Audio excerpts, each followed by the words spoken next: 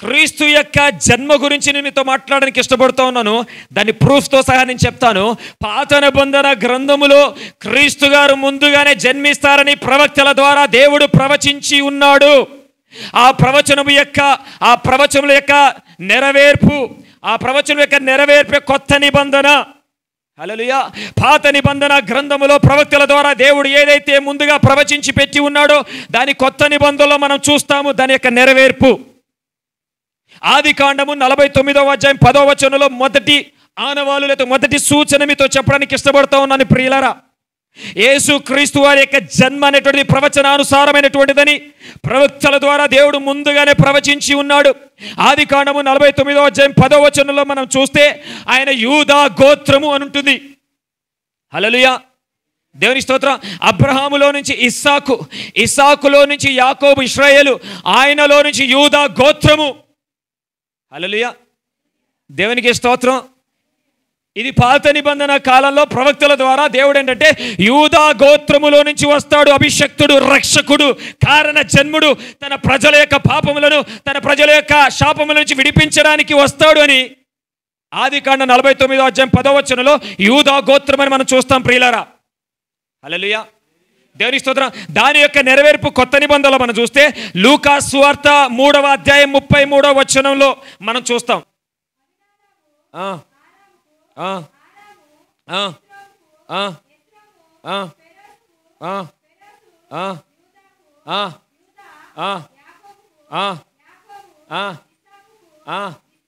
చాలండి ప్రియులారా. అట్లా చూసుకుంటూ పోతే మత్తయి సువార్త 1వ అధ్యాయంలో మనం వెళ్ళిపోతే యేసు క్రీస్తు వారి యొక్క జన్మ గురించి మనం చూస్తాం. మత్తయి సువార్త 1వ అధ్యాయంలో కూడా ఉంటుంది. ఇక్కడ 14 తరాలు కనబడతాయి. హల్లెలూయా, దేవుని స్తోత్రం. అంటే కారణ జన్ముడైనటువంటి వాడు, అభిషక్తుడైనటువంటి వాడు యూదా గోత్రములో జన్మిస్తాడు. ప్రవచనం ఉంది, ప్రవక్తలు ప్రవచించారు. దాని యొక్క నెరవేర్పు అనేటువంటిది మత్తయి సువార్తలో, లూకా సువార్తలో మనం చూస్తాం. మొదటి ఆనవాలు. రెండవది యెషయా గ్రంథం 7వ అధ్యాయం 14వ వచనం. యెషయా గ్రంథం 7వ అధ్యాయం 14వ వచనం.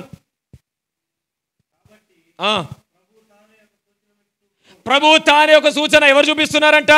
ప్రభువే తానే ఒక సూచన చూపిస్తున్నాడంట. తన యొక్క జన్మ గురించి, తన యొక్క పుట్టుక గురించి ఆయన యొక్క సూచన చెప్తున్నాడంట. వినండి, అందరూ జాగ్రత్తగా వినాలి. కన్యక గర్భవతి అయి కుమారుని కంటది. ప్రియులారా, కన్యక గర్భవతి అయినటువంటి చరిత్రలో ఎక్కడా లేదు. ఈ భూమి పుట్టిన దగ్గర నుంచి ఇప్పటి వరకు ఒక మర్యాద తప్పించి మరొకరు ఎవరు కూడా కన్యకలు గర్భము ధరించినట్లుగా జరగలేదు. ఈ కన్యక గర్భము ఎలా ధరించింది అంటే, పురుషుని ఎరగనటువంటి ఒక స్త్రీ పిల్లలు ఎలా కన్నది అని అంటే పరిశుద్ధాత్మ దేవుని యొక్క శక్తి ద్వారా. హల్లెలూయా, పరిశుద్ధాత్మ దేవుని యొక్క శక్తి ద్వారా పరిశుద్ధురాలు, దీనురాలు, తగ్గింపు ప్రేమ కలిగినటువంటి ఈ కన్యకను దేవుడు ఎన్నుకొని ఏర్పాటు చేసుకొని ఆమె గర్భమందు జన్మించిన లేఖనాలు తెలియచేస్తా ఉన్నాయి. యెషయా గ్రంథం 7వ అధ్యాయం 14వ వచనంలో ప్రవక్త ద్వారా ప్రవచించబడింది. దేవుడు తానే స్వయంగా చెప్తా ఉన్నాడు, ఇదిగో ఒక కన్యక ఉంది, ఆమె గర్భము ధరిస్తుంది, ఆమె కుమారుడు పుడతాడు. చాలండి, ఇమ్మానుయేల్ అనగా దేవుడు మనకు తోడై ఉన్నాడు. దాని యొక్క నెరవేర్పు లూకా సువార్త 1వ అధ్యాయం 35వ వచనం. లూకా సువార్త 1వ అధ్యాయం 35వ వచనం.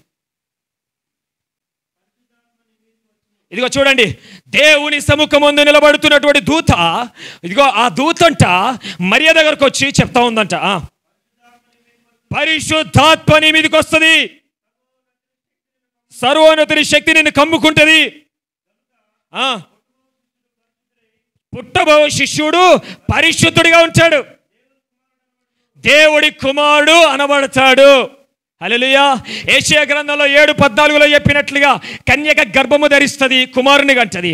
లూకా సువార్త 1వ అధ్యాయం 35వ వచనంలో చూస్తే అక్కడ పరిశుద్ధాత్మ శక్తి వలన నువ్వు ఒక కుమారుని కంటావు. హల్లెలూయా, దేవునికి స్తోత్రం. అక్కడ నెరవేర్పు. మూడోది హోషేయ గ్రంథం 11వ అధ్యాయం 1వ వచనం. హోషేయ గ్రంథం 11వ అధ్యాయం 1వ వచనం.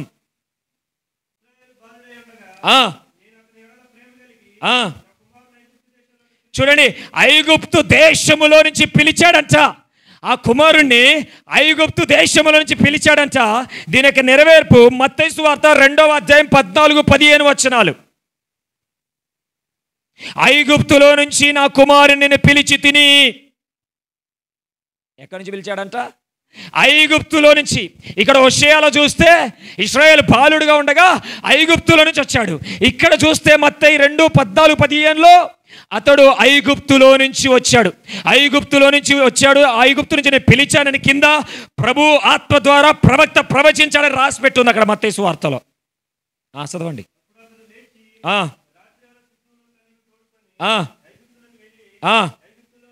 ఐగుప్తులో నుండి నా కుమారుని నేను పిలిచి తిని. హోషేయ 11:1లో చెప్పినట్లుగా, ప్రవక్త ప్రవచించినట్లుగా మత్తయి సువార్తలో చూస్తే ఐగుప్తులో నుంచి. అర్థమవుతుందా? ఐగుప్తులో నుంచి ఎవరిని పిలిచారంట? దేవుడి కుమారుని పిలిచారంట. హల్లెలూయా. 4వది మీకా గ్రంథం 5వ అధ్యాయం 2వ వచనం. 4 ఆనవాలు. మీకా గ్రంథం 5వ అధ్యాయం 2వ వచనం. త్వరగా బెత్లెహేమ్ అనేటువంటి ప్రాంతంలో మరి అభిషక్తుడు జన్మిస్తాడని మీకా ప్రవక్త ప్రవచించాడు. దాని యొక్క నెరవేర్పు మనం చూస్తే మత్తయి సువార్త 2వ అధ్యాయము 4వ వచనం, 5వ వచనం, 6వ వచనం.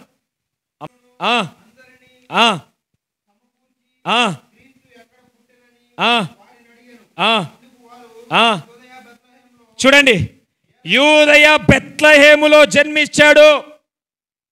హల్లెలూయా. మీకా 5:2లో చెప్పినట్లుగా ఏంటంట? బెత్లెహేము. మత్తయి సువార్తలో మనం చూసినట్లయితే బెత్లెహేములో ఉన్నాడని తెలుసుకున్నాడు. బెత్లెహేములో జన్మించి ఉన్నాడని తెలుసుకున్నాడు రాజు. ఇంకా చూస్తే అబ్రహాము సంతానం నుంచి వస్తాడు. ఆదికాండం 12:7వ వచనం. దాని యొక్క నెరవేర్పు మత్తయి 1:1.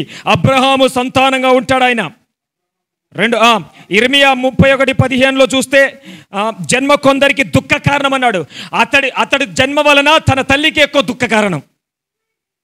హల్లెలూయా. దేవునికి స్తోత్రం. అది మత్తయి సువార్త 2వ అధ్యాయం 16-17లో కనబడుతుంది. ఇంకోటి దానియేలు గ్రంథం 7:13లో చూస్తే అతడి సింహాసనం శాశ్వతమైన సింహాసనం. లూకా సువార్త 1వ అధ్యాయం 31-33 వచనాలు. హల్లెలూయా. యెషయా గ్రంథం 11వ అధ్యాయం 10వ వచనం చూస్తే అన్యజనులను తన వైపు త్రిప్పడానికి వస్తాడు. అన్యజనులను తన వైపు ఆకర్షించడానికి వచ్చాడని. దాని యొక్క నెరవేర్పు యోహాను సువార్త 12వ అధ్యాయం 18-21 వచనాలు. హల్లెలూయా. దేనికి స్తోత్రం. ఇవన్నీ కూడా ప్రవక్తల ద్వారా దేవుడు పాత నిబంధన కాలంలోనే ప్రవచించి పెట్టాడు. ఎవరి కొరకు అంటే అభిషక్తుడు కొరకు, కారణ జన్ముడు కొరకు దేవుడు ముందుగానే ప్రవక్తల ద్వారా ప్రవచించి పెట్టాడు. ఆ ప్రవచన యొక్క నెరవేర్పు సారమే కొత్త నిబంధనలో ఉన్నటువంటి ఆ సారమంతా. హల్లెలూయా. దేవునికి స్తోత్రం. నా మాటలు మీకు అర్థమవుతున్నాయా? అంటే క్రీస్తు అనేటువంటి వాడు జన్మించాడన్నది 100కి 1000% కరెక్ట్. హల్లెలూయా. క్రీస్తు యొక్క జన్మ, క్రీస్తు యొక్క పుట్టుక 100కి 1000% నిజమైనది, అది నిరూపితమైనది. ఇంకా చెప్పాలి అనంటే 3 ఆనవాళ్ళు ఉన్నాయని లూకా సువార్త 2వ అధ్యాయంలో మనం చూస్తాం. 3 ఆనవాళ్ళు.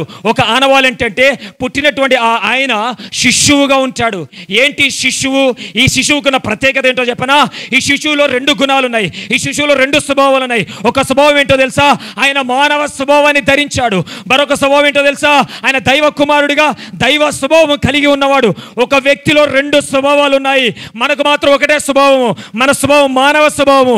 ఆయన స్వభావం మాత్రము దైవ స్వభావం, మానవ స్వభావం. ఆయన 100కి 100% మానవ స్వభావంగా వచ్చాడు.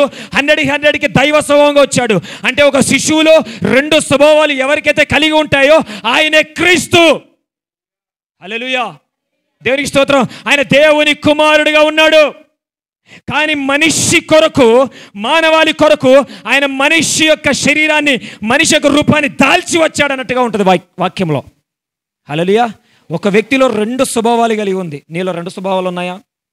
నీకు ఉంటాయి. యేసురత్నం ఏ చేయం. 2 స్వభావాలు దేని విషయంలో ఉంటాయి? హల్లెలూయా. దేవునికి స్తోత్రం. ఈయనకు మాత్రము 2 స్వభావాలంట. మానవ స్వభావం ఉంది, 2 దైవ స్వభావం ఉంది. అలాంటి ఒక శిశువుగా ఉన్నాడు. రెండోది ఏంటో తెలుసా? పొత్తి గుడ్డలతో చుట్టబడి ఉన్నాడంట. పొత్తిగుడ్డలతో చుట్టబడడం ఎందుకు చుడతారో తెలుసా మీకు? పొత్తిగుడ్డలతో ఎందుకు చుడతారు? ఇప్పుడే ప్రొటెక్షన్ అండి, సెక్యూరిటీ అండి, బ్యాక్టీరియా అండి, అదండి ఇదండి అంటారు. కానీ క్రీస్తు జన్మప్పుడే క్రీస్తు యొక్క మరణాన్ని సూచించే విధముగా ఆయన అందులో జన్మించాడు. సూచన ఏంటో తెలుసా? పొత్తిగుడ్డలతో చుట్టడం అంటే చనిపోయిన వ్యక్తులను ఆ రోజుల్లో క్లాత్తో చుడతారు, చుట్టి కట్టి పెడతారు, పాతి పెడతారు. హల్లెలూయా. లాజరుని చనిపోయిన తర్వాత పాతి పెట్టినప్పుడు ఎలా పెట్టాడు? గుడ్డలతో కట్టి చుట్టి పాతి పెట్టారు. హల్లెలూయా, దేవునికి స్తోత్రం. యేసుక్రీస్తు వారు కూడా చనిపోయిన తర్వాత ఆయన ఏం చేశారు? క్లాత్తోనే చుట్టి అందులో పెట్టారు. హల్లెలూయా, దేవునికి స్తోత్రం. మూడోది ఏంటో తెలుసా? తొట్టి ఏంటో తెలుసా? ఒక చెట్టును తీసుకొని చక్కగా దాన్ని నరికి ఒక పెద్ద మొద్దుగా తీసుకొచ్చి ఒకటే చెట్టుని మధ్యలోకి మొత్తం ఇలా అది చేశారనుకోండి, ఒక తొట్టిలా తయారైంది. ఇప్పుడంటే తొట్లు సిమెంట్తో ఏసరత్వం చేసుకుంటున్నారు. ఆ రోజుల్లో తొట్లు ఎట్లా తెలుసా?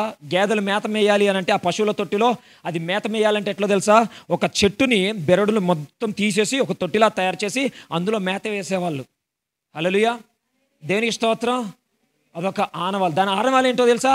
శిలువ మీదకి ఎక్కుతాడు ఆయన సూచన అది. హల్లెలూయా. తొట్టి అనేది ఒక చెట్టు అనేటువంటిది ఒక ఇలా పొడుగ్గా ఉంటుంది చూస్తారా? అదేంటో తెలుసా? సూచన శిలువ ఎక్కుతాడు ఈయన. శిలువ ఎక్కడానికి ఇందులో జన్మించాడు, ఇందులో బొడుకోబెట్టాడని సూచన. హల్లెలూయా, దేవునికి స్తోత్రం. 3 ఆనవాళ్ళు మనకు పరిశుద్ధ గ్రంథంలో ఉంది. ఆ 3 ఆనవాళ్ళు జరిగినట్లుగా ఉంది. హల్లెలూయా. ఇప్పటికీ ఇజ్రాయేలు దేశములో క్రీస్తు జన్మించి అక్కడ తిరిగాడు. ఆయన ఎక్కడెక్కడ జన్మించాడు, ఆ ప్రాంతాలు ఏంటని ఇప్పటికీ కళ్ళగడ్డ చూపిస్తూ ఉంటారు. హల్లెలూయా. ఆయనకు మరణించిన తర్వాత ఆయన ఎక్కడ పాతి పెట్టారో ఆ సమాధులు చూపిస్తూ ఉంటారు. హల్లెలూయా, దేవునికి స్తోత్రం. అది నిరూపించారు. హల్లెలూయా. ఆయన బైబిల్లో చెప్పిన ఆనవాలే ఈ సృష్టి మీద జరుగుతూ ఉన్నాయి. అంటే దాని అర్థం ఏంటో తెలుసా? క్రీస్తు 100కి 1000% జన్మించాడు. హల్లెలూయా. క్రీస్తు జన్మించాడనడానికి మీకు ప్రూఫ్స్ ఇచ్చాను. క్రీస్తు జన్మించాడనేటువంటి ఆనవాలు కూడా చెప్పాను.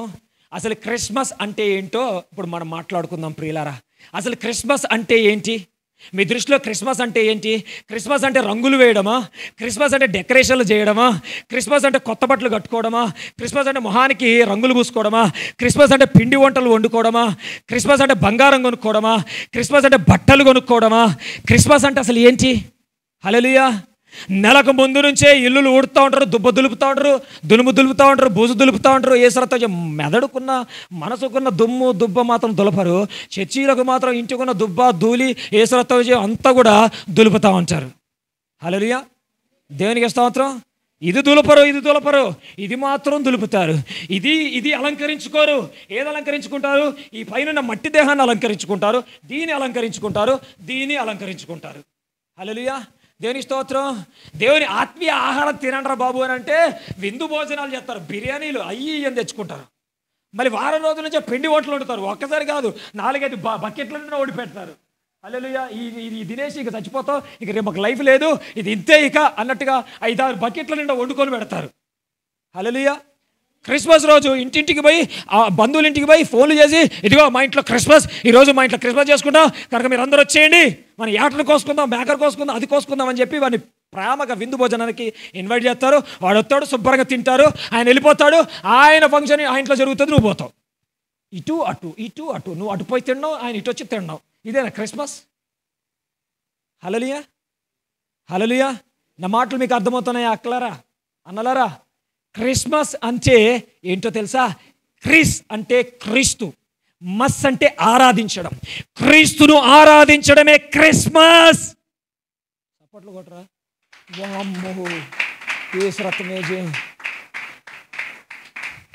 క్రిస్మస్ అని ఇంత గొంతు చించుకొని కేకలు పెడతావంటే క్రిస్మస్ అంటే ఇవి కదన్నయ్య, క్రిస్మస్ అంటే నువ్వు కొత్తగా చెప్తున్నావు అన్నట్టుగా చూస్తూ ఉన్నారు నన్ను.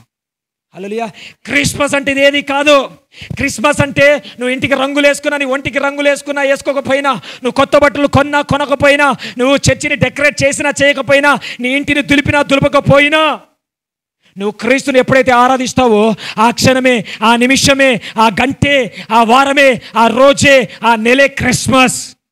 అందుకే బైబిల్ చెప్తుంది, నీ పూర్ణ హృదయముతో, నీ పూర్ణ ఆత్మతో, నీ పూర్ణ బలముతో నీ దేవుడైన యెహోవాను ఆరాధించాలి. ఎప్పుడైతే నీ పూర్ణ హృదయముతో, పూర్ణ మనసుతో, పూర్ణ ఆత్మతో నువ్వు ఆరాధిస్తావో ఆ రోజే నీకు క్రిస్మస్. హల్లెలూయా, దేవునికి స్తోత్రం. డిసెంబర్ 25 క్రిస్మస్ అని ఎక్కడ చెప్పారు? నేను దానికి ఒక ఆనవాలు ఇస్తా, దాని ఒక సూచన ఇస్తా, డిసెంబర్ 25 అనడానికి.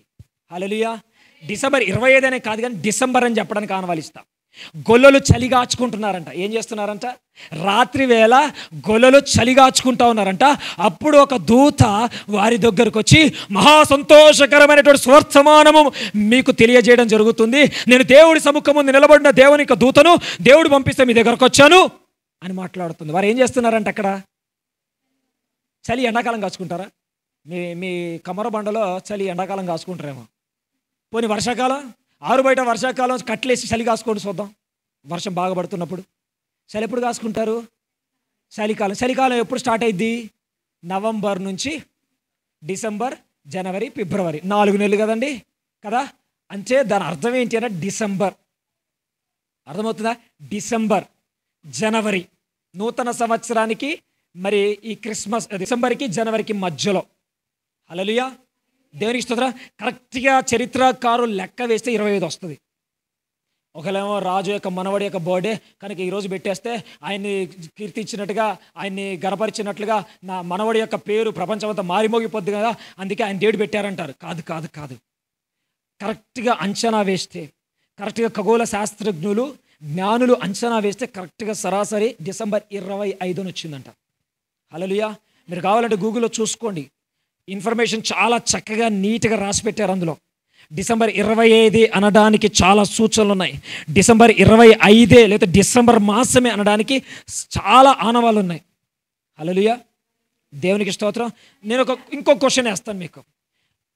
జ్ఞానులంట క్రీస్తు పుట్టిన తర్వాత వచ్చారంట. జ్ఞానులు క్రీస్తు పుట్టిన ఆ ప్రాంతానికి ఎలా వచ్చారు? ఇక్కడే బెత్లెహేములోనే జన్మించాడు లేదా పలానా ప్రాంతంలో జన్మించాడు వారికి ఎలా తెలుసు? జ్ఞానులకి. నా ప్రశ్న, రేపొద్దున ఆన్లైన్లో చూసే వాళ్ళకు కూడా ప్రశ్నే. అవునా అంటే ఇప్పుడు పొద్దాకలికి లేచి ఆకాశం వైపు చూస్తూ ఉంటారు. ఇక నక్షత్రం పుట్టిందా పుట్టలేదా, పుడుతుందా, ఎప్పుడు పుడుతుంది, ఇవాళ పుడుతుందా, రేపు పుడుతుందా, ఇంకెప్పుడన్నా పుడుతుందా? అల్లి ఆ ఇంటి మీద స్టార్ పెడితే ఆ స్టార్ మిమ్మల్ని తీసుకెళ్ళిపోద్ది ఎక్కడికి? పరలోకానికి.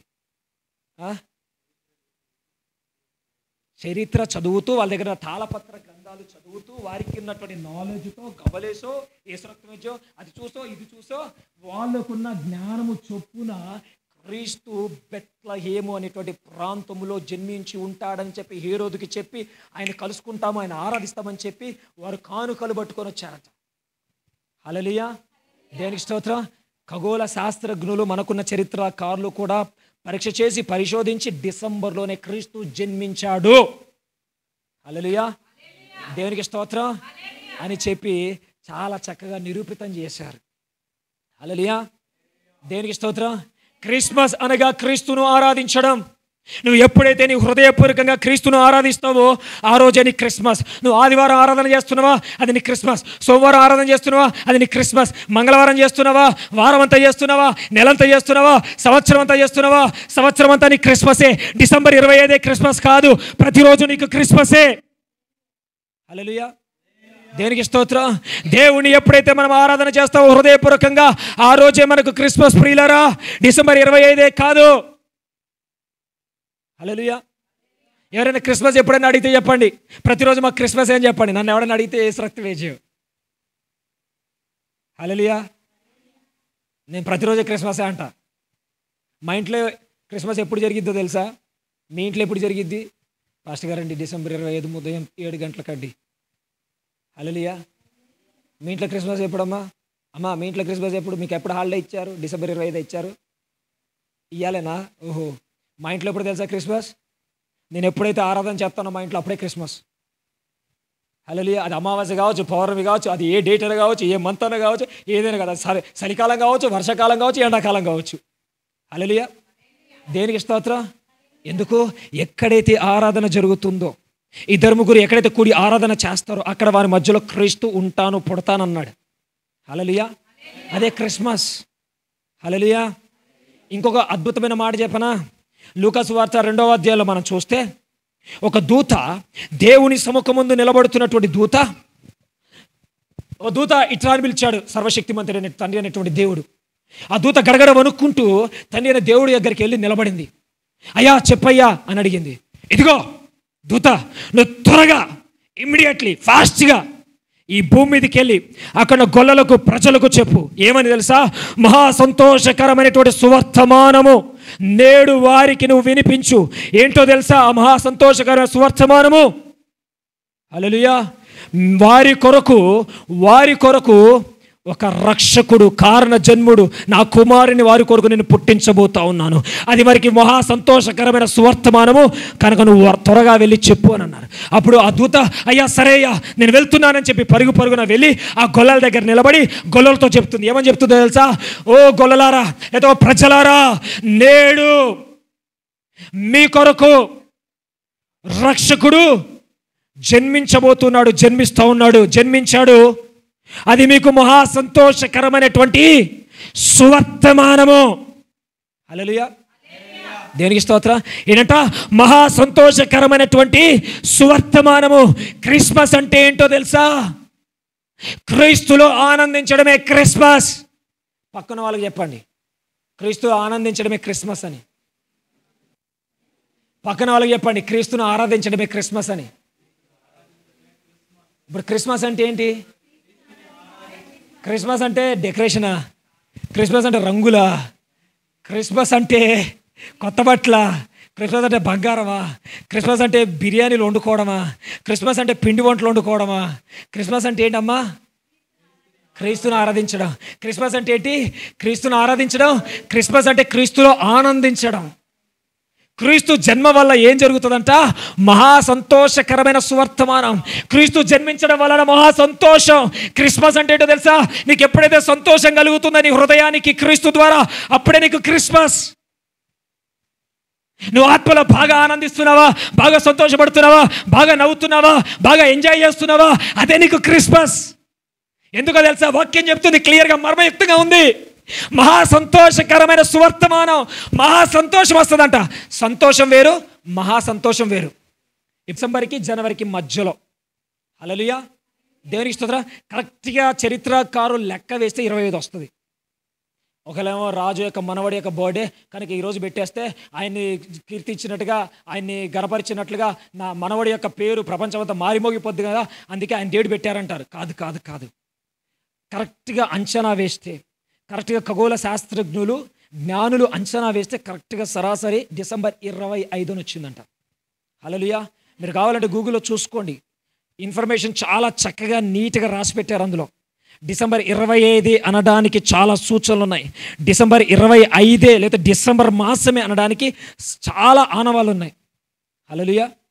దేవునికి స్తోత్రం. నేను ఇంకో క్వశ్చన్ వేస్తాను మీకు. జ్ఞానులంట క్రీస్తు పుట్టిన తర్వాత వచ్చారంట. జ్ఞానులు క్రీస్తు పుట్టిన ఆ ప్రాంతానికి ఎలా వచ్చారు? ఇక్కడే బెత్లెహేములోనే జన్మించాడు లేదా పలానా ప్రాంతంలో జన్మించాడు వారికి ఎలా తెలుసు? జ్ఞానులకి. నా ప్రశ్న. రేపొద్దున ఆన్లైన్లో చూసే వాళ్ళకు కూడా ప్రశ్నే. అవునా?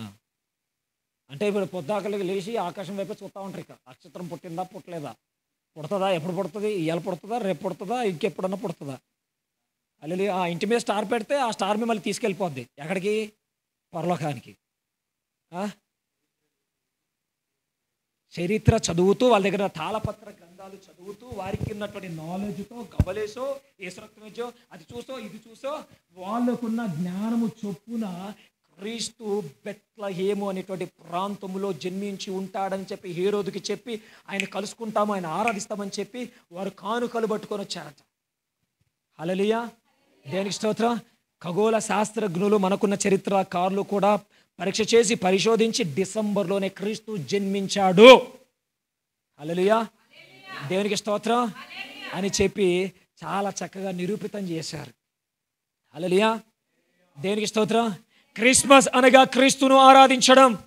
నువ్వు ఎప్పుడైతే నీ హృదయపూర్వకంగా క్రీస్తును ఆరాధిస్తావో ఆ రోజే నీ క్రిస్మస్. నువ్వు ఆదివారం ఆరాధన చేస్తున్నావా, అది నీ క్రిస్మస్. సోమవారం ఆరాధన చేస్తున్నావా, అది నీ క్రిస్మస్. మంగళవారం చేస్తున్నావా, వారం అంతా చేస్తున్నావా, నెలంతా చేస్తున్నావా, సంవత్సరం అంతా చేస్తున్నావా, సంవత్సరం అంతా నీ క్రిస్మసే. డిసెంబర్ 25 క్రిస్మస్ కాదు, ప్రతిరోజు నీకు క్రిస్మసే. హల్లెలూయా. దేనికి స్తోత్రం. దేవుని ఎప్పుడైతే మనం ఆరాధన చేస్తామో హృదయపూర్వకంగా, ఆ రోజే మనకు క్రిస్మస్ ప్రియులారా. డిసెంబర్ 25 కాదు. హల్లెలూయా. ఎవరైనా క్రిస్మస్ ఎప్పుడైనా అడిగితే చెప్పండి, ప్రతిరోజు మాకు క్రిస్మస్ ఏం చెప్పండి. నన్ను ఎవరైనా అడిగితే యేసు రక్తం వేజు. హల్లెలూయా. నేను ప్రతిరోజు క్రిస్మసే అంట. మా ఇంట్లో క్రిస్మస్ ఎప్పుడు జరిగిద్దో తెలుసా?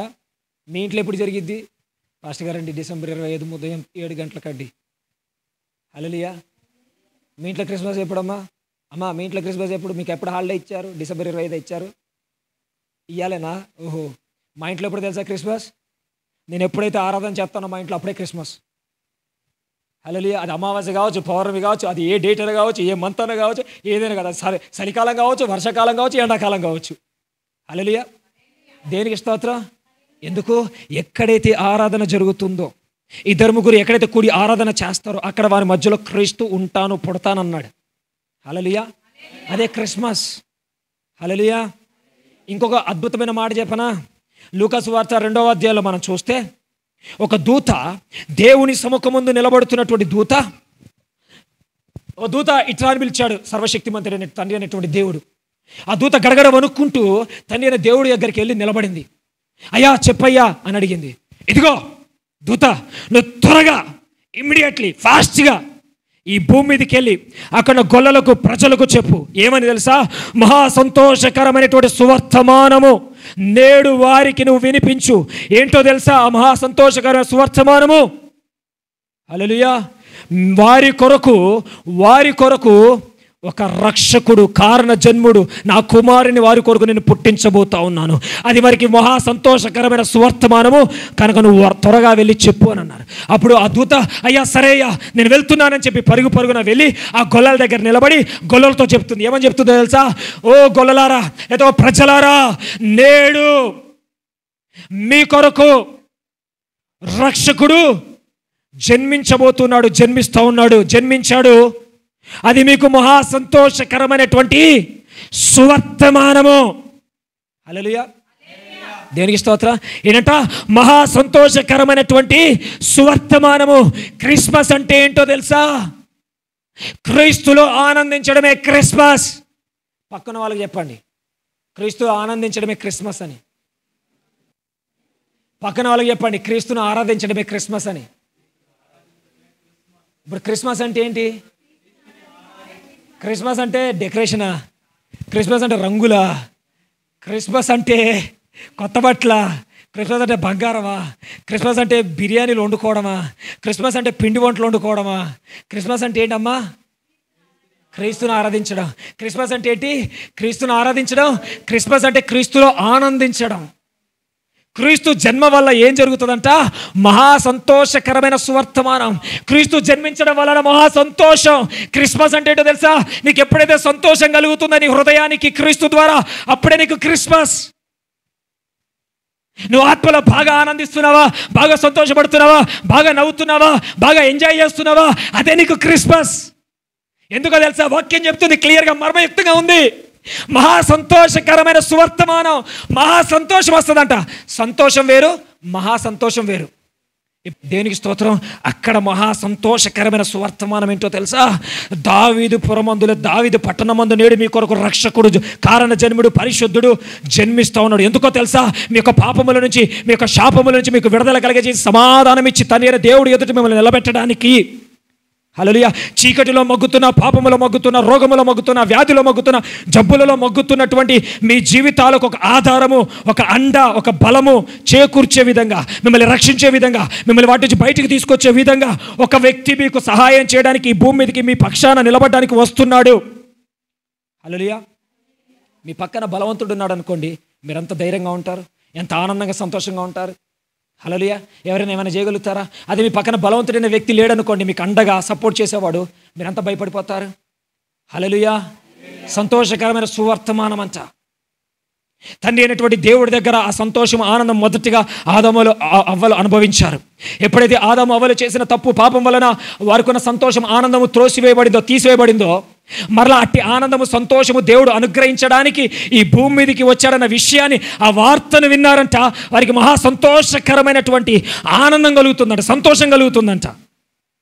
హల్లెలూయా. అలాంటి సంతోషం ఈ క్రిస్మస్ నాడు మీకు దేవుడు ఇచ్చునుగాక, ప్రతిరోజు ఇచ్చునుగాక, ప్రతిరోజు క్రిస్మస్ ఆనందాన్ని మీరు అనుభవించుదురుగాక, మహా సంతోషం మీ మీదకి వచ్చునుగాక. హల్లెలూయా, దేవునికి స్తోత్రం. ఆ దూత వచ్చి ప్రజలతో చెప్తుంది, మహా సంతోషకరమైన సువర్తమానం. అంటే క్రీస్తులో నువ్వు ఆనందించినప్పుడు, క్రీస్తులో నువ్వు సంతోషించినప్పుడు అది క్రిస్మస్. నువ్వు క్రీస్తులో ఆనందించినప్పుడు, సంతోషించినప్పుడు క్రీస్తు నీలో జన్మించినట్లు, నీ గృహములో జన్మించినట్లు, నీ సంఘములో జన్మించినట్లు. ఏడు మొహం పెట్టి మోడు మొహం పెట్టుకొని పాసిపోయిన మొహం పెట్టుకుంటే హల్లెలూయా, క్రీస్తు అక్కడ పుట్టినట్టు కాదు, అది క్రిస్మస్ కాదు. హల్లెలూయా, హల్లెలూయా, హల్లెలూయా. దేనండి క్రిస్మస్ అంటే ఏంటో చెప్తున్నాను వినండి. క్రీస్తును ఆరాధించడం, క్రీస్తులో ఆనందించడం. క్రిస్మస్ అంటే అసలేందని చెప్పనా, క్రీస్తుకు ఆనందం చేకూర్చడమే క్రిస్మస్. సమస్త మానవాళికి ఎలాంటి మహా సంతోషకరమైన సువర్తమానం వచ్చిందో, క్రిస్మస్ అనగా క్రీస్తుకు మహా సంతోషము ఆనందము నీ వలన కలుగునుగాక. ఏ దూత అయితే దేవుని సముఖములో నుంచి ఈ భూమి మీదకి వచ్చి తన ప్రజలకు మహా సంతోషకరమైన సువర్తమానము క్రీస్తు జన్మ అని చెప్పిందో, అదే దూత నీ పక్షాన నీ విషయములో తండ్రి అయిన దేవుడి దగ్గరికి వెళ్ళి, దేవా నీవు ఏర్పాటు చేసుకున్నా, నువ్వు ఎన్నుకున్నా, నువ్వు కన్నటువంటి నీ కుమారుడు ద్వారా ఇదిగో నీకు ఒక సంతోషకరమైన సువర్తమానం నేను తీసుకొచ్చాను. హల్లెలూయా. ఏం చెప్పాలా, పలానా కాలేబు, పలానా డేవిడ్ రాజు గారు, పలానా మరి రాహుల్ గారి గురించి ఇదిగో నాయన నేను చెప్పడానికి వచ్చానని ఆ దూత ఏం చేయాలంటే అక్కడికి వెళ్ళి దేవుడి ముందు నిలబడాలంట. ఏమని చెప్పాలి తెలుసా, ఆ దూత మీ విషయం మన కొరకు క్రీస్తు జన్మించాడన్నప్పుడు ఆ దూత ఎలా అయితే వచ్చి సువర్తమానం చెప్పిందో, నీ విషయంలో నీ పక్కనున్న దూత ఆ దేవుడి దగ్గరికి వెళ్ళి ఏం చెప్పాలంటే తెలుసా, దేవా నీకు కూడా ఒక గుడ్ న్యూస్ ఉంది. పక్కన వాళ్ళకి చెప్పండి, దేవుడికి ఒక గుడ్ న్యూస్ ఉందని చెప్పండి, అది నీ గురించే అని చెప్పండి. హల్లెలూయా. ఏండి దేవుడికి కూడా గుడ్ న్యూస్ ఉంటుందా? దేవుడికి ఒక గుడ్ న్యూస్ ఉంటుందా? హల్లెలూయా. ఇప్పుడు క్రీస్తు వలన, క్రీస్తు ద్వారా మనకు గుడ్ న్యూస్ ఇచ్చాడని చెప్పి బైబిల్లో ఉందా? లూకా సువార్తలో మహా సంతోషకరమైన సువర్తమానం అంటే గుడ్ న్యూసేగా. గొప్ప గుడ్ న్యూస్ ప్రజలకు మీకు ఉంది అని చెప్పాడు కదా. ఇప్పుడు దేవుడు కూడా గొప్ప గుడ్ న్యూస్ ఉందా లేదా? నీకున్నప్పుడు దేవుడికి కూడా ఉంటుంది కదా. నీకేంటి, ఆయన రక్షకుడు జన్మించాడు, అది గుడ్ న్యూస్. క్రీస్తు నీలో జన్మించినప్పుడు దేవుడికి అది గుడ్ న్యూస్. చెప్పు పక్కన వాళ్ళకి, నీలో క్రీస్తు జన్మించినప్పుడు దేవుడు గుడ్ న్యూస్ అని. హల్లెలూయా, దేనికి స్తోత్రం. క్రీస్తు ఈ భూమి జన్మించినప్పుడు మనకు ఎలా అయితే గుడ్ న్యూసో, నువ్వు క్రీస్తులో తిరిగి జన్మించినప్పుడు, క్రీస్తు నీలో జన్మించినప్పుడు దేవుడికి గుడ్ న్యూస్. అదే దూత దేవుడి దగ్గరికి వెళ్ళి చెప్తుంది, దేవా నువ్వు కన్నా, నువ్వు ఏర్పాటు చేసుకున్న నీ కుమారుడు ఇదిగో నీ కొరకు బ్రతుకుతున్నాడు, నీలో బ్రతుకుతున్నాడు, నీలాగా బ్రతుకుతున్నాడు. అది నీకు గుడ్ న్యూస్ అయ్యా. మహా సంతోషకర సువర్తమానాన్ని భూమి నుంచి మోసుకొని వచ్చానయ్యా. అదేంటో తెలుసా, నీలాగా ఒక వ్యక్తి నేను భూమి నుంచి చూశాను, అచ్చ నీలాగానే ఉన్నాడు, అచ్చ నీలాగానే నడుచుకుంటున్నాడు, అచ్చ నీలాగానే చేస్తున్నాడయ్యా. అతని పేరు కాలేబు, అతని పేరు రాహుల్, అతని పేరు డేవిడ్ రాజు. మీ పేర్లు తెలియగా ఏ రక్తం మీ పేర్లు వేసుకోండి అక్కడ. హల్లెలూయా అని చెప్పేసేసి, ఏం జాషువా, ఏం కృష్ణ గారు, ఏంటంట చెప్పాలంట. ఎవరు చెప్పాలా? ఏ దూత అయితే రక్షకుడి గురించి స్వార్థ ప్రకటించిందో అదే దూత నీ పక్షాన వెళ్ళి క్రీస్తుకు మహా సంతోషకరమైన శుభవార్త ఉందని దేవుడికి చెప్పాలంట. అచ్చం నీలాంటి ఒక వ్యక్తి నేను భూమి మీద చూశానయ్యా, అచ్చం నీలాగానే ఉన్నాడు, అచ్చం నీలాగానే మాట్లాడుతూ ఉన్నాడు, అచ్చం నీలాగానే ప్రేమగా ఉన్నాడు, అచ్చం నీలాగానే వినయం కలిగి ఉన్నాడు, అచ్చం నీలాగానే తగ్గింపగలిగి ఉన్నాడు, అచ్చం నీలాగానే న్యాయాన్ని అనుసరించి నడుచుకుంటున్నాడు, అచ్చం నీలాగానే కనికరం ఉంది, అచ్చం నీలాగానే ప్రేమ ఉంది, అచ్చం నీలాగానే దీన మనస్సు ఉంది, అచ్చం నీలాగానే తండ్రి అయిన దేవుడి యొక్క మాట విని విధేయత చూపించి దేవుడి చిత్త ప్రకారం నడుచుకుంటున్నాడు ఆయన. హల్లెలూయా. మరొక క్రీస్తు కింద జన్మించినట్టుగా నేను చూశానయ్యా, అది గొప్ప స్వర్తమానమయ్యా నీకని చెప్పునుగాక. హల్లెలూయా, దేవునికి స్తోత్రం.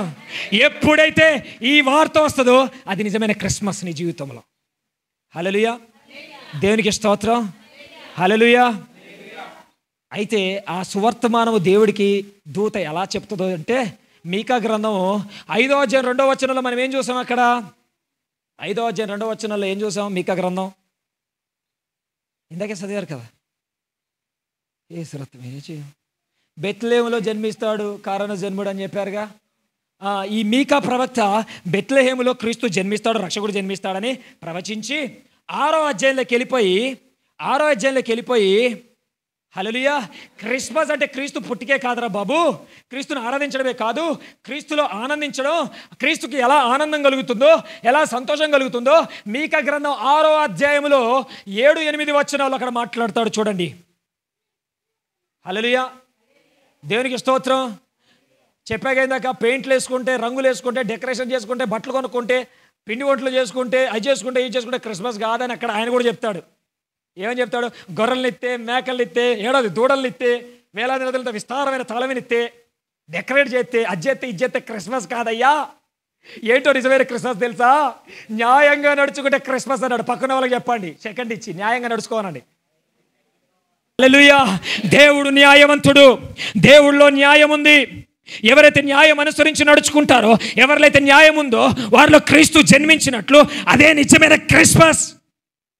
నీవు పనిచేసే దగ్గర, నీ సేవలో, నీ ఉద్యోగంలో, నీ వ్యవసాయంలో, నీ వ్యాపారంలో నువ్వు న్యాయంగా నడుచుకున్నావనుకో, అన్యాయం చేయకుండా జీవించావనుకో, అది క్రిస్మస్. యేసుక్రీస్తు వారు ఆ ప్రాంతంలోనికి వచ్చాడు, సువార్త ప్రకటిస్తూ ఉన్నాడు. ఆయన ద్వారా అద్భుతాలు, ఆశ్చర్యకారాలు, సూచక్రియలు జరుగుతూ ఉన్నాయి. అప్పుడు పొట్టి జక్కయ్య ఆయన ఎవరో చూడాలని ఆశతో ఆయన మేడి చెట్టెక్కి ఆయన చూస్తూ ఉన్నప్పుడు యేసుక్రీస్తు వారు జక్కయ్యను చూసి, జక్కయ్య త్వరగా కిందికి రా అయ్యా, నేడు నేను ఇంటికి రావాల్సి ఉంది, నేడు నీ ఇంట్లో నేను జన్మించాల్సి ఉంది, నేడు నీ ఇంటికి రక్షణ ఉంది, నేడు నీ ఇంట్లో నీ క్రిస్మస్ సెలబ్రేషన్ చేసుకోవాలి. హల్లెలూయా. ఎక్కడ చేసుకోవాలంటే క్రిస్మస్ సెలబ్రేషన్ ఎక్కడ చేసుకోవాలంట? జకర్యా ఇంట్లో. అన్యాయస్తుడు, నువ్వు అన్యాయం చేసి, బూతులు మాట్లాడి, అబద్ధాలు ఆడి, పాపం చేసి క్రిస్మస్ అంటే క్రిస్మసా? హల్లెలూయా. క్రిస్మస్ అనేది ఏంటో తెలుసా? న్యాయంగా నడుచుకుంటే క్రిస్మస్. జక్కయ్య ట్యాక్స్ కలెక్టర్, ఆ వడ్డీ అధికంగా వడ్డీ చేస్తున్నాడు, వడ్డీ లాగుతున్నాడు. జక్కయ్యతో దేవుడు అన్నాడు, నేను నీ ఇంట్లో క్రిస్మస్ చేసుకోవాలనుకుంటున్నాను, నీలో నా అన్యాయాన్ని విడిచిపెడతావా? న్యాయంగా బతుకుతావా? నువ్వు న్యాయంగా బతికితే నీ ఇంట్లో క్రిస్మస్ సెలబ్రేట్ చేసుకుంటా అన్నాడు దేవుడు. హల్లెలూయా.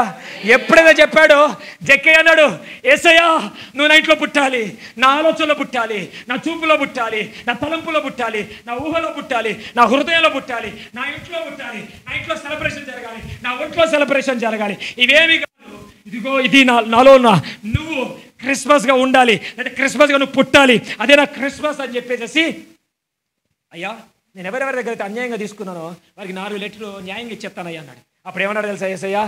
ఈడు కూడా అబ్రహాము కుమారుడే. యేసుప్రభు ఏ సంతానంలో పుట్టాడు? యేసుప్రభు ఎవరింట్లో పుట్టాడు? అబ్రహాము కదండి. ఇప్పుడు జక్కయ్య ఎవరి ఇంట్లో పుట్టాడు? ఎవరి వారసుడు? ఎవరి కుమారుడు? అబ్రహాము. అంటే ఇప్పుడు క్రీస్తు ఎవరిలో పుట్టాడు? జక్కయ్యలో పుట్టాడు. హల్లెలూయా, హల్లెలూయా, దేవునికి స్తోత్రం. యోబు విషయంలో మనం చూస్తే యోబుకు 10 మంది పిల్లలు, 7 మగవాళ్ళు, 3 ఆడవాళ్ళు, వారానికి ఒకరు చొప్పున. ఏమండి, వారంలో ఒక దినం ఒక చొప్పున వారు క్రిస్మస్ చేసుకుంటున్నారంట. ఏం చేసుకుంటున్నారు? క్రిస్మస్ విందు చేసుకుంటున్నారు. దీనికి 3 ఆడవాళ్ళు రావాలా, ఈ 7 అక్కడ ఉండాలా. ఇక్కడ ఏంది క్రిస్మస్ అంటే? డ్యాన్సులు వేయడాలు, ఏసు రక్తవేజం, ఇదే క్రిస్మస్. క్రిస్మస్లు, సెమీ క్రిస్మస్లు ఇంటున్న వారులారా లైవ్లో పోస్ట్ చేస్తారు కదా, చూడండి మీరు కూడా. క్రిస్మస్ అంటే డ్యాన్సులు, చిందులు కాదు. భలే ఉందో పాస్టర్ గారండి, మేము యేసుక్రీస్తు వారి పాటలు పెట్టాక ఎగురుతున్నాం. యేసు క్రిస్మస్ పాటలు పెట్టి ఎగరవన్నాడా? దావీదులాగా పరిశుద్ధాత్మ దేవుడు నీలో నుంచి నాట్యం ఆడించాలి కానీ నువ్వు వారం రోజుల నుంచి 10 రోజుల నుంచి డ్యాన్స్ మాస్టర్ పెట్టుకొని నేర్చుకొని స్టెప్పులు డ్యాన్స్ ఎత్తే అది క్రిస్మసా? గట్టిగా వెళ్తుంది ఇలా వాక్యం. ఏమండి, క్రిస్మస్ అంటే స్టేజ్ కట్టేసేసి వారం 10 రోజుల నుంచి కొరియోగ్రాఫర్ని పెట్టుకొని ఆయనకు డబ్బులు ఇచ్చి స్టెప్పులు నేర్చుకోవడమా? దావీదుకి ఎవరు కొరియోగ్రాఫర్ ఉన్నారు? దావీదుకి ఎవరు డ్యాన్స్ మాస్టర్ వచ్చి రిహార్సల్స్ నేర్పించి ఆయన నేర్పించారు వీధిలో దావీది? హల్లెలూయా, దేవునికి డేవిడ్ రాజు గారా? హల్లెలూయా, దేవునికి స్తోత్రం. ఎవరంటే నేర్పించింది అక్కడ? పరిశుద్ధాత్మ దేవుడు నీలో నుంచి ఆరాధిస్తున్నప్పుడు నేను నాట్యమాడలా చేస్తాడు. అది క్రిస్మస్. అంతేగాని డ్యాన్సులు కట్టేసి రికార్డింగ్ స్టేజ్లు పెట్టేసి అది చేస్తే క్రిస్మస్ కాదు. డీజేలుగా పెడితే క్రిస్మస్ కాదు. అదేమి కాదు క్రిస్మస్. పరిశుద్ధాత్మలో ఆరాధిస్తున్నప్పుడు, ఆనందిస్తున్నప్పుడు అది క్రిస్మస్. హల్లెలూయా. యోబు వారి విషయములో ప్రతిరోజు మానక దహన బలులు అర్పిస్తున్నాడంట న్యాయంగా. అబ్రహాము ఆదికాండంలో మనం చూస్తే తన ఇంట పుట్టినటువంటి 318 మంది అలవరుచుకున్న వారికంట భూములనిచ్చాడంట, న్యాయంగా ఉన్నాడంట. హల్లెలూయా. అందుకే క్రీస్తు ఆయనలో జన్మించాడు. హల్లెలూయా. ఎక్కడ జన్మించాడంటే క్రీస్తు అబ్రహాములో నుంచి జన్మించాడు. అర్థమవుతుంది నేను చెప్పేది? అబ్రహాములో న్యాయం ఉంది, యోబులో న్యాయం ఉంది, జక్కయ్యలో న్యాయం ఉంది. జాగ్రత్తగా వినండి, ఇది ఆల్రెడీ చెప్పుంటాను మీకు. ఒక దొంగ యేసుక్రీస్తు వారి దగ్గరకు వచ్చి ప్రార్థన చేస్తున్నాడు. ఈ దొంగ ఎవరో తెలుసా? క్రిస్టియన్ దొంగ. పక్కన చెప్పండి, క్రిస్టియన్ దొంగ అని. క్రిస్టియన్లో దొంగలు ఉంటారా? ఇప్పుడు చెప్తా క్రిస్టియన్ దొంగలు ఎవరో. ఈ క్రిస్టియన్ దొంగ యేసు ప్రభుకి ప్రార్థన చేస్తున్నాడు. ఏమని? లేకపోతే ప్రార్థన ఎవరు చేస్తారు? ఎవరైనా చేస్తారా? బయట ఎవరు చేయరు కదా, క్రిస్టియన్సే ప్రార్థన చేస్తారు కదా. ఈ క్రిస్టియన్ దొంగ ప్రార్థన చేస్తున్నాడు. ఏమని ప్రార్థన చేస్తున్నాడు తెలుసా? దేవా, ఈరోజు నేను ఏటీఎం దొంగతనానికి వెళ్తున్నాను, ఏటీఎం దొంగతనం బాగా జరిగితే అందులో దశంభాగం ఇస్తానన్నాడు అని. ఈ క్రిస్టియన్ దొంగని ఏమనాలా? క్రిస్టియన్ దొంగ ఎవరో తెలుసా? మందిరానికి రాక, దేవుడి సమయాన్ని దొంగిలిస్తూ, ప్రార్థన చేయక, వాక్యం చదవక, దేవుడికి ఇవ్వాల్సిన ఇవ్వకుండా మూట గట్టి పెట్టుకుంటారు చూస్తారా, వాళ్ళే క్రిస్టియన్ దొంగలు. చెప్పండి పక్కన వాళ్ళకి, క్రిస్టియన్ దొంగ అంటే వాళ్ళే అనండి. కరెక్టే చెప్పేది. క్రిస్టియన్ దొంగ టైం దొంగిస్తారా? మందిర సమయాన్ని, రోజుల్ని, వారాల్ని, క్రిస్మస్లు, న్యూ ఇయర్లు అది దొంగిలిస్తాడా లేదా? దేవుడికి ఇచ్చే దొంగిలిస్తాడా లేదా? ఇస్తాడా లేదా? హృదయాన్ని కూడా దేవుడికి ఇవ్వకుండా వాడి దగ్గర పెట్టుకొని హృదయాన్ని, మనసును దొంగిలిచ్చాడా లేదా? అది కూడా దొంగిలిచ్చినట్టే కదా.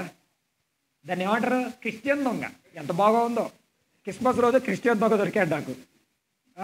ఈ క్రిస్టియన్ దొంగలు నశించును గాక, సంఘములో వచ్చి తొలగిపోవును గాక. అలా ఏంటంటే ఏటీఎం దొంగతనానికి దొంగతనం చేస్తే మంచిగా జరుగుతాడట, దశంభాగం ఇస్తాడట. కొంతమంది ప్రార్థన పనులు ఎలా ప్రార్థన చేస్తాడు? దేవా, నువ్వు నాకు ఇది నేను ఇది ఇస్తా. ఏంటంట? నువ్వు నాకు ఇది నేను ఇది ఇస్తా. ఇది ఏమంటారంటే ఈడే క్రిస్టియన్ దొంగ. ఏం దొంగ? నువ్వు నాకు ఇస్తే నేను ఇస్తా, నువ్వు చేస్తే నేను చేస్తా, నువ్వు చేయపతి చేయవా, నువ్వు ఇయ్యపతి ఇయ్యవా. హల్లెలూయా. అరే నీ జీవితమే నీది కాదురా, ఆయిందిరా జీవితం. వెలబెట్టి కొనబడినవాడు, రక్తం ఇచ్చి కొనబడినవాడు, ప్రాణం ఇచ్చి కొనబడి, ఆయన సర్వస్వం ఆయిందే. ఆయన ఇస్తే నువ్వు ఇచ్చేదేంది? నువ్వే ఇంకా ఆయనకి ఎంతో ఇవ్వాల్సిన వాడివి. అయ్యో కూడా దొంగతనం చెప్తున్నావు, క్రిస్టియన్ దొంగవి. హల్లెలూయా. దేనికి స్తోత్రం. నా మాటలు మీకు అర్థమవుతున్నాయా? హల్లెలూయా. దేవునికి స్తోత్రం. ఇంకా పరిశుద్ధ గ్రంథంలో మనం చూసినట్లయితే కాలేబు కూడా మాట్లాడతాడు. దేవుళ్ళో నేను ఎల్లప్పుడూ ఆనందిస్తాను, నిశ్చయంగా నా దేవుడు అందు నేను ఆనందిస్తానని చెప్తాడు. అది కాలేబుకి ఏంటో తెలుసా? క్రిస్మస్. నేను ఇందాక అందుకే అన్నాను, నా ఇంట్లో ప్రతిరోజు నేను ఆరాధన చేస్తాను. ప్రతిరోజు నాకు క్రిస్మసే. కొత్త బట్టలు ఉన్నా లేకపోయినా, నాకు బంగారం ఉన్నా లేకపోయినా, ఇల్లు డెకరేషన్ అయినా లేకపోయినా, పిండి బట్టలు ఉన్నా లేకపోయినా, నా ఇంటికి బంధువులు వచ్చి బిర్యానీలు తిన్నా తినకపోయినా, విందు భోజనాలు చేసినా చేయకపోయినా, నాకు ప్రతిరోజు క్రిస్మసే. ఎందుకంటే నేను క్రీస్తులో ప్రతిరోజు ఆనందిస్తున్నాను, క్రీస్తును ఆరాధిస్తున్నాను. అలాంటి కృప మీకు కూడా దేవుడు అనుగ్రహించును గాక. హల్లెలూయా. దేనికి స్తోత్రం. శిలువ మీద దొంగ కూడా మాట్లాడాడు. అరే ఇది మనకు న్యాయమేరా, పక్కనున్న దొంగతో. పాపమైన ఏ పాపము చేయలేదురా, ఇతరులు ఏ దోషం లేదురా, ఈయన న్యాయవంతుడురా, ఇది అన్యాయంగా చెప్తున్నారా, మనకి న్యాయమే. అప్పుడు యేసు, నేను రాజ్యంలోకి వెళ్ళినప్పుడు నన్ను జ్ఞాపకం చేసుకోయ్యా అని అన్నాడు. క్రీస్తు వాళ్ళలో జన్మించాడు. క్రిస్మస్ వాడు శిల్వ మీదనే చేసుకున్నాడు. పక్కన చెప్పండి, ఆ దొంగ ఎక్కడ చేసుకున్నాడు? ఈ దొంగ మంచి దొంగ చూడండి. ఈ దొంగ మంచి దొంగ చూడండి. శిలువ మీదనే క్రీస్తు అతడి హృదయంలో పుట్టాడు, అతడు ఆలోచనలో పుట్టాడు. ఆలోచనలో క్రిస్మస్ జరిగింది, హృదయంలో క్రిస్మస్ జరిగింది, పరలోకంలో కూడా క్రిస్మస్ జరిగింది. హల్లెలూయా. దేవునికి స్తోత్రం. చూడండి, ఈ దొంగ అంట తన హృదయాన్ని దేవుడికి ఇవ్వడం వల్ల హృదయంలో క్రిస్మస్ ప్రారంభించబడింది, ఆలోచనలో క్రిస్మస్ ప్రారంభించబడింది. హల్లెలూయా. ఎక్కడ చేసుకున్నాడు? భూమికి ఆకాశాన్ని మధ్యలో శిలువ మీద చేసుకున్నాడు. మీరు ఎక్కడ చేసుకుంటారు? ఈసారి మనం త్రివేంద్రం పోదాం, ఈసారి మనం కేరళ పోదాం, ఈసారి మనం తమిళనాడు పోదాం, ఈసారి మెదక్ చర్చికి పోదాం, లేదా ఆ చర్చికి పోదాం, లేదా ఈ చర్చికి క్రిస్మస్కి పోదాం. ఏ రత్నమే జయం, అక్కడైతేనే క్రిస్మసా? హల్లెలూయా. మునార్ పోదాం అంట. మునార్లో కొండ మీద క్రిస్మస్ అంట, తోసిపారేస్తాడు ఏసురత్న విజయ్. దరిద్రం పోంది. ఆవిడ లోయలో పడి క్రిస్మస్ చేసుకుందరు. హల్లెలూయా. దేని స్తోత్రం. నా మాటలు మీకు ఏమైనా అర్థమవుతున్నాయా? చాలా జోక్గా ఉన్నా కానీ చాలా సీరియస్గా తీసుకోండి. న్యాయంగా నువ్వు నడుచుకున్నప్పుడు ప్రతి విషయంలో క్రీస్తు మీ ఆలోచనలో జన్మించినట్లు, క్రీస్తు మీ హృదయంలో జన్మించినట్లు. అంటే క్రీస్తు యొక్క క్రిస్మస్ అనేది మీ హృదయంలో, మీ ఆలోచనలో మొదటగా ప్రారంభించబడింది, జరుగుతూ ఉంది, జరిపించుకుంటూ ఉన్నారు. హల్లెలూయా. హల్లెలూయా. అలా జరిగించుకుందురుగాక. నువ్వు న్యాయంగా నడుచుకున్నప్పుడు దేవుడికి సంతోషం వేస్తుందంట. ఎందుకో తెలుసా? నీ పక్కనున్న దూత, డేవిడ్ రాజు గారి పక్కనున్న దూత వెళ్ళిపోయేసి చెప్తుందంట దేవుడి ఎదురు నిలబడి, దేవా నీలాంటి ఒక వ్యక్తి నేను కింద చూశాను, అతని పేరు డేవిడ్ రాజు. నీవు ఎలా అయితే న్యాయం తప్పకుండా నడుచుకున్నావో డేవిడ్ రాజు అనేటువంటి వ్యక్తి కూడా న్యాయాన్ని అనుసరించి నడుచుకుంటున్నాడయ్యా. ఆయనలో నిన్ను చూశానయ్యా. హల్లెలూయా. ఇది నీకు మహా సంతోషకరమైన సువర్తమానం కాదా అని అంటాడు. నిజంగా చప్పట్లు కొట్టండి అని చెప్తాడు దేవుడు అక్కడ. హల్లెలూయా. మీరు కూడా కొట్టండి గట్టిగా. హల్లెలూయా. దేనికి స్తోత్రం. న్యాయం అనుసరించి నడుచుకో, అన్యాయం చేయకో, మళ్ళీ అసలు ఏ శ్రత్వం చేయు. హల్లెలూయా. రెండో విషయం, మీకా గ్రంథంలోని 6వ అధ్యాయంలోనే కనికరము ప్రేమ. పక్కన వాళ్ళకి చెప్పండి. క్రిస్మస్కి ఎంతమంది బట్టలు కొనుక్కున్నారు? నేనైతే ఏ శ్రత్వం చేయు, ఉన్నాయే వేసుకున్నాను. ఎంతమంది కొనుక్కున్నారు? మహేష్ కొనుక్కున్నాడంట.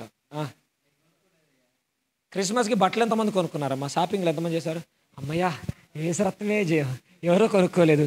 నెక్స్ట్ సంవత్సరం నా దేవుడు మీకు ఇచ్చును గాక, ఈ సంవత్సరమే నా దేవుడు ఇచ్చును గాక నేను ప్రవచిస్తా ఉన్నాను. హల్లెలూయా. కొత్త వస్త్రాలు మీకు ఇచ్చును గాక. హల్లెలూయా. రక్షణ వస్త్రాలు ఇచ్చునుగాక, మహిమ వస్త్రాలు ఇచ్చునుగాక, నీతి వస్త్రాలు ఇచ్చునుగాక, పరిశుద్ధ వస్త్రాలు ఇచ్చునుగాక, న్యాయమైన వస్త్రాలు ఇచ్చునుగాక, కనికర వస్త్రం ఇచ్చునుగాక, ప్రేమ వస్త్రం ఇచ్చునుగాక, దీన మనస్సు వస్త్రం ఇచ్చునుగాక. హల్లెలూయా.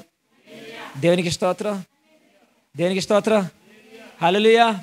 కనికరము ప్రేమ అంటే దిక్కులేని వారిని, బీదలను, బీద విధవరాలను వారి అవసరతలో అక్కర్లో కనికరించడమే. పిండి వంటలు ఎంతమంది చేసుకున్నారు? అబ్బా ఏ శ్రత్వేజం, మీ సంఘం ఎంత బాగా ఉంది. ఇప్పుడు విందు భోజనాలు ఎంతమంది చేసుకోవడానికి చికెన్లు మటన్లు తెచ్చుకుంటున్నారు? అందరూ తెచ్చుకుంటారు. అబ్బా ఏ శ్రత్వేజం. అయితే మీరు ఇప్పుడు ఏం చేయాలంటే, మీ లేని వారు ఎవరైతే కనపడతారో వారికి మీరేం చేయాలి తెలుసా? భోజనం పెట్టాలి, వారిని కనికరించాలి, వారి మీద ప్రేమను చూపించాలి. యెరూషలేములో నుంచి ఇజ్రాయెల్ వైపు ఒకతను మార్గ మధ్యలో వెళ్తూ ఉన్నాడు. జాగ్రత్తగా వినండి. వెళ్తూ ఉన్నప్పుడు కొంతమంది దొంగలు ఏం చేశారంటే ఆయన పట్టుకొని అతన్ని కొట్టి బట్టలు బట్టలు లాక్కొని ఆయన గుంటలో తోశారు. జాగ్రత్తగా వినండి. ఆ పక్క నుంచి ఓ పెద్ద పాస్టర్ అనండి, అందరూ అనండి పెద్ద పాస్టర్ అనండి, అన్నారా? పెద్ద పాస్టర్ వైపు నుంచి వెళ్తా ఉన్నాడు. వీడు మూలుగుతున్నాడు, కుర్రో మొర్రో అని మూలుగుతా ఉన్నాడు. అమ్మో నేను ఇప్పుడు క్రిస్మస్ ఆరాధన ఉంది నాకు. ఎక్కడంట? క్రిస్మస్ ఆరాధన చర్చిలో ఉంది, డెకరేట్ చేశారు. ఇప్పుడు నేను క్రిస్మస్ ఆరాధన మెసేజ్ చెప్పాలి, స్టేజ్ మీదకి వెళ్ళాలి, కనుక ఇప్పుడు నేను క్రిస్మస్కి వెళ్తున్నాను అని చెప్పేసేసి ఈ వ్యక్తిని పట్టించుకోకుండా క్రిస్మస్ ఆరాధనకి వెళ్ళిపోయాడు. ఎక్కడికి? చర్చికి. ఇంకొద్దిసేపటికి చిన్న పాస్టర్ అనండి ఆ చిన్న పాస్టర్ ఆ వైపు నుంచి వచ్చాడంట. వీడు కుర్రో మొర్రో మొత్తుకుంటా ఉంటే, అమ్మో మా పెద్ద పాస్టర్ గారు పైన కేక్ కటింగ్ అంటాడు, పాటలు అంటాడు, డ్యాన్సులు ఇప్పిస్తూ ఉంటాడు. నేనేం చేస్తానంటే కింద ఉన్న వాళ్ళని ఎంకరేజ్ చేస్తూ ఉంటారు. కమాన్ నేను ఎంకరేజ్ చేయండి రా, చప్పట్లు కొట్టండిరా, కేకలు పెట్టండిరా అని చెప్పి వాళ్ళు నేను ఉర్రుతోలోగించాలి. కనుక కింద నేను చూసుకుంటాను, పైన ఆయన చూసుకుంటాడని చెప్పి ఈయన కూడా వెళ్ళిపోయాడు. ఇంకొద్దిసేపట్లో సమరీయుడు వచ్చాడు. ఇటు కుర్రో మొర్రో మొగుతుంటే ఇతని అందులోంచి గుంటలో నుంచి పైకి ఇలా లాగాడు. ఎందులో ఉన్నా అందులోంచి పైకి లాగుతున్నా లాగాడంట. నిలబడు. గుంటలో నుంచి ఇలా పైకి లాగాడంట. లాగి అయ్యా నీకు దెబ్బలు తగిలాయా అని చెప్పి గుండెకి తగిలిందా, కళ్ళకు తగిలిందా అని కళ్ళతో చూస్తున్నాను అనుకుంటా, గుండెతో ఆలోచిస్తున్నాను అనుకుంటా. అదే కళ్ళకు గుండెకంట మందు రాసి కట్టి పూటకుల వాళ్ళ ఇంటికి వెళ్ళి వాళ్ళ ఇంటి దగ్గర పెట్టేసేసి, అమ్మా ఈయనను చూసుకో, నేను వాక్యం చెప్పడానికి పోతున్నా, మళ్ళీ ఏమైనా తక్కువైతే నేను వచ్చి చూసుకుంటా అని చెప్పేసేసి వెళ్ళిపోయా. హల్లెలూయా. దేనికి స్తోత్రం. హల్లెలూయా. ఇప్పుడు క్రిస్మస్, నిజమైన క్రిస్మస్ ఎవరు చేసుకున్నారు? హల్లెలూయా. నిజమైన క్రిస్మస్ ఎక్కడుందో తెలుసా? సమరయుడిలో ఉంది. సమరయుడి దగ్గర డబ్బులు లేకపోవచ్చు, సమరయుడి దగ్గర కొత్త బట్టలు లేకపోవచ్చు, సమరయుడి దగ్గర కారు లేకపోవచ్చు, ఇల్లు లేకపోవచ్చు, డెకరేషన్ లేకపోవచ్చు, పిండి వంటలు లేకపోవచ్చు, విందు భోజనాలు లేకపోవచ్చు. కానీ క్రిస్మస్ ఎక్కడ జరిగిందో తెలుసా? తను చూపించిన కనికరములో, తను చూపించిన ప్రేమలో జరిగింది. హల్లెలూయా. దేనికి స్తోత్రం. దిక్కులేని వారిని, అనాథలను, బీద విధవరాలను కనికరించినప్పుడు, ఆదరించినప్పుడు, సహాయం చేసినప్పుడు, అప్పుడు క్రీస్తు నీలో జన్మించినట్లు అక్కడ క్రిస్మస్. హల్లెలూయా. అంతేగాని పోయినసారి నేను 5,000 పెట్టుకున్నాను, ఈసారి ఖచ్చితంగా 10,000 పెట్టి కొనాల్సిందని మహేష్ అన్నాడు అనుకో, అది క్రిస్మసా? హల్లెలూయా. అది కాదు డాడీ, ప్రతిసారి మనమే కొనుక్కుంటున్నాం, అలా కాదు, ఈసారి మనం బీదలకు, నిరుపేదలకు మనం సహాయం చేద్దాం డాడీ. వారికి ఆహారం పంచి పెడదాం, వారికి వస్త్రాలు ఇద్దాం డాడీ అని చెప్తాడు చూసారా, అది నిజమైన క్రిస్మస్. సపోర్ట్ కొట్టండి ఇప్పుడు ఏ రత్నోద్యమం. ఏదంటే క్రిస్మస్, నిరుపేదలకు బీదలకు సహాయం చేస్తే క్రిస్మస్. హల్లెలూయా, దేవునికి స్తోత్రం. హల్లెలూయా, అది క్రిస్మస్ అని దేవుని యొక్క వాక్యం సెలవిస్తూ ఉంది.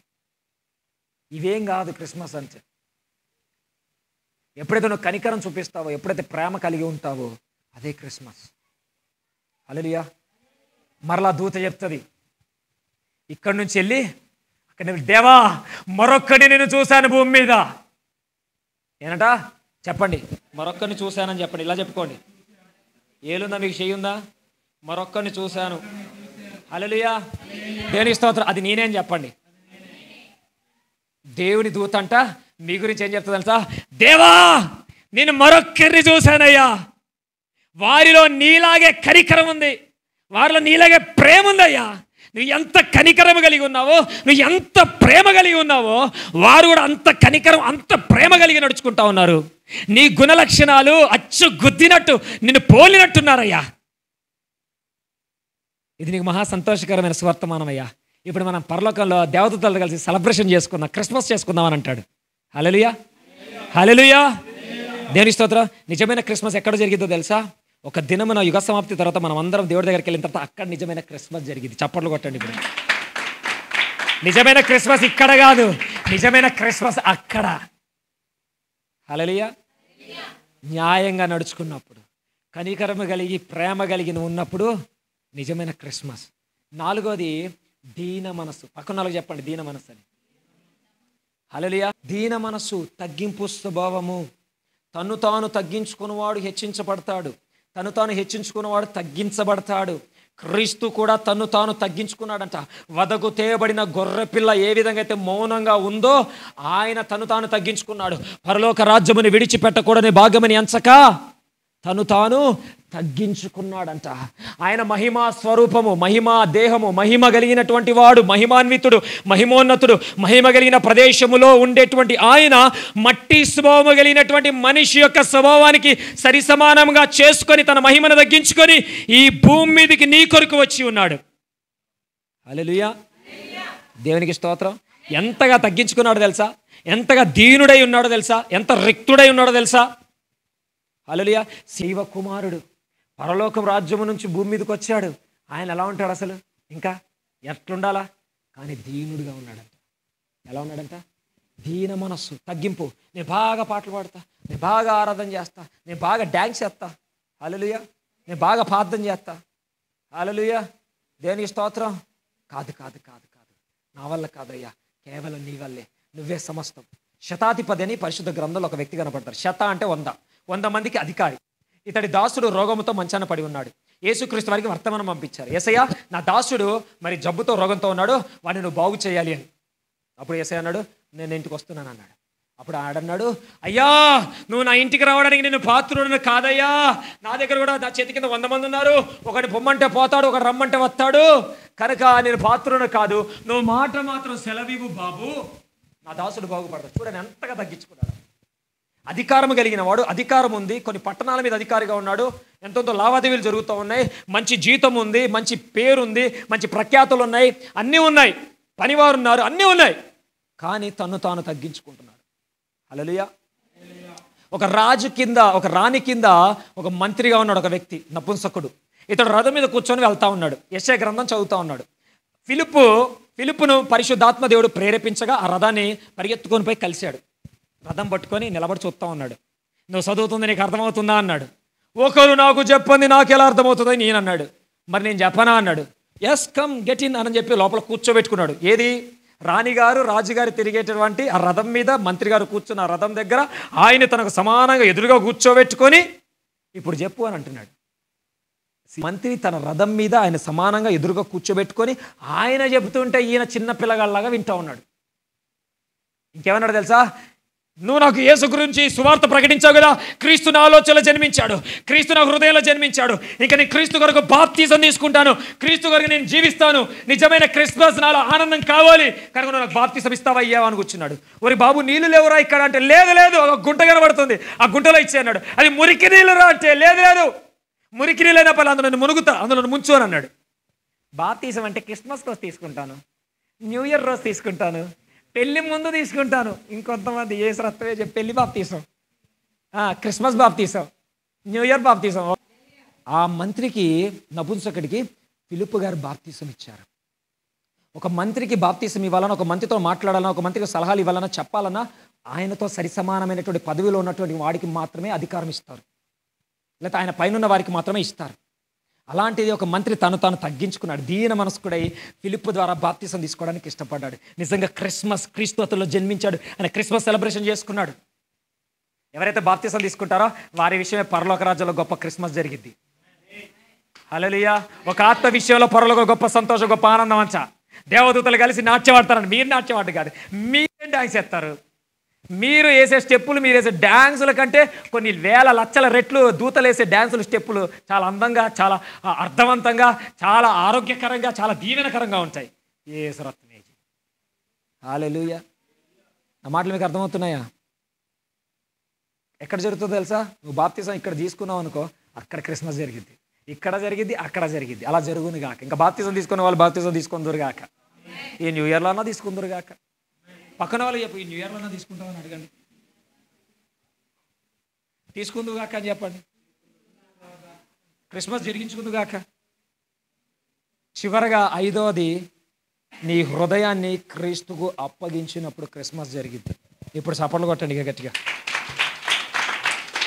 ఎప్పుడంటే క్రిస్మస్ నీ హృదయములో క్రీస్తు ఉన్నప్పుడు, క్రీస్తు నీ హృదయంలో జన్మించినప్పుడు నిజమైనటువంటి క్రిస్మస్. అంతేగాని క్రిస్మస్ అంటే క్రీస్తు బర్త్డే, ఏసు తాత బర్త్డే, ఏసయ్య బర్త్డే, హల్లెలూయా, కేక్ తీసుకొచ్చి కేక్ వచ్చేసాం, హల్లెలూయా, దేనికి స్తోత్రం. ఇది కాదు క్రిస్మస్ అంటే. క్రీస్తును ఆరాధించడం, క్రిస్మస్ అంటే క్రీస్తులో ఆనందించడం, క్రిస్మస్ అంటే క్రీస్తుకు ఆనందాన్ని చేకూర్చడమే క్రిస్మస్. హల్లెలూయా, దేనికి స్తోత్రం. ఈ సత్యాన్ని మన వాళ్ళు మరుగున పరిచి, వాళ్ళు మహాసంతోషకరమైన స్వర్తమానం అని చెప్పి డీజేలు పెట్టి, అది పెట్టి, ఇది పెట్టి, ఎగురుతూ డ్యాన్సులు ఎత్తూ ఎంజాయ్ చేస్తారు. ఈ సంవత్సరం 10,000 ఖర్చు పెట్టాం కానీ నెక్స్ట్ ఇయర్ ₹1,00,000 ఖర్చు పెట్టాలి, ₹1,00,000 ఖర్చు పెట్టాలి, రెస్టారెంట్ 10 లక్షలు ఖర్చు పెట్టాలి. అసలు పోతూనే ఉంటుంది యేసు రక్తమే. వారి ఆనందం అంతా డబ్బులు ఖర్చు పెట్టడంలో ఉంటుంది కానీ దేవుని ఆరాధించడంలో ఉండదు. వేలు లక్షలు తగిలేస్తారు కానీ అక్కడ ఉండరు, ఆరాధించరు. హల్లెలూయా, దేనికి స్తోత్రం. నేను చెప్పేది మీకు అర్థమవుతుందా? అమ్మ మీకు దండం పెట్టి చెప్తున్నాను, క్రిస్మస్ అని అంటే బట్టలున్నా లేకపోయినా, కొత్త బట్టలు, బంగారం ఉన్నా లేకపోయినా, కేకులు కట్ చేసినా చేయకపోయినా, డెకరేషన్ చేసుకున్నా చేయకపోయినా, రంగులు వేసుకున్నా లేకపోయినా, పిండి వంటలు వండుకున్నా వండుకపోయినా, బిర్యానీలు వండుకున్నా వండుకపోయినా, బంధువులు పిలిచినా పిలకపోయినా, వాళ్ళ ఇంటికి మనం వెళ్ళకపోయినా దేవుణ్ణి ఆరాధించండి చాలు. హల్లెలూయా. అప్పుడు నిన్ను బట్టి పరలోకంలో యేసయ్య క్రిస్మస్ చేసుకుంటాడు, నీకు కూడా కింద క్రిస్మస్ జరిగింది. అలాంటి కృప పరిశుద్ధాత్మ దేవుడు దయచేయునుగాక. 7